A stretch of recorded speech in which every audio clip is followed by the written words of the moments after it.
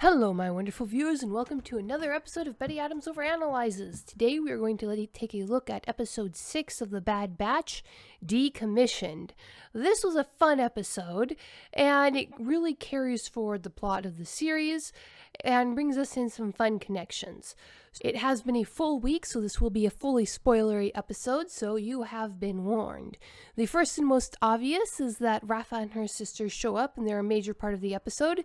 They're full on working for the rebellion now, even though the Empire has just barely formed, so good on them.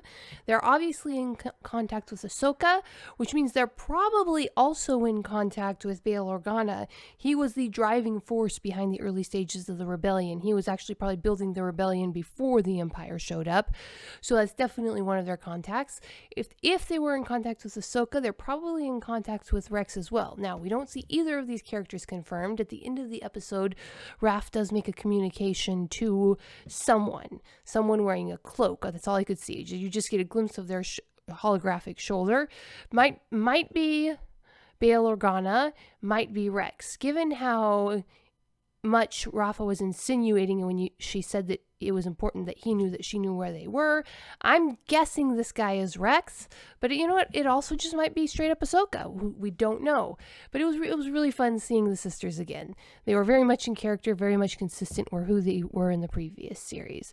Now, the basic plot is pretty standard, a lot of fun. They've been sent on missions.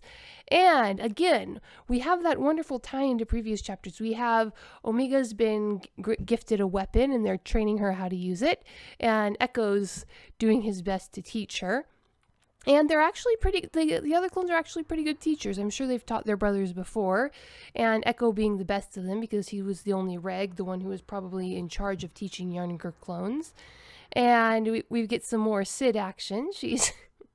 She's pretty funny in this episode. I actually enjoyed Sid a lot more than in previous episodes. So they get the job to retrieve the data and this and that and the other. Of course, it's a search and retrieve job. You're going to be getting a lot of those. This is basically the A-Team in space. And you know what that means. Okay, now for some serious spoilers. Wrecker's chip is 100% activated. He's actually hearing Crosshair's voice in his head, and it's giving him a lot of trouble. He also banged his head again. That man has got to watch out for himself. And we get an interesting scene where they activate and have to interact with some droids. And you still gotta feel sorry for all those droids. Anyway, and all of those factory workers. But anyway, so they go in, they get the data, they get out. It's a pretty simple plot. You get character development for most of the characters. You get plot development for the majority of the plot. This is clearly an episode meant to bring pieces into play. Their characters are mainly developed enough so that we know who these people are and we care about them. This was a very carefully calculated episode to get elements into play so that the story can move on. I enjoyed it. It was a lot of fun. I really can't think of anything to critique in this episode. But again, nothing huge happened here. Again, Omega is the perfect child character. She actually feels like a child. She's not obnoxious. I'm really liking how the writers are writing Omega. And other than that, I really don't have that much to say. It was a good episode. Gives us the mystery of who's Raph's contact. Is it Ahsoka? Is it Bail Organa? Is it Rex? Because we really don't know what Rex is doing at this time. Anyway, then we've got the mystery of who Sid's contacts are. Who wanted that tactical droid information? Who wanted to know how to defeat clones? Was it smugglers? Was it pirates? Was it another rebel sect? Could it have been Saw Gerrera and some of the more sketchy rebels? Who knows? But Sid was definitely requiring that for somebody.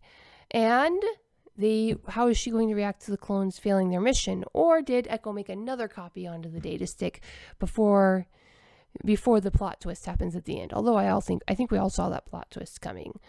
Okay. So now our clones are off to their next adventure, and hopefully they'll have a little cash to do that with. But for now, go check out Humans Are Weird. I have the data, a book of human absurdity, in the links below. We're up to 91 reviews on Amazon. And remember, when we hit 100, I'll be doing a free book giveaway. Peace out, my wonderful viewers.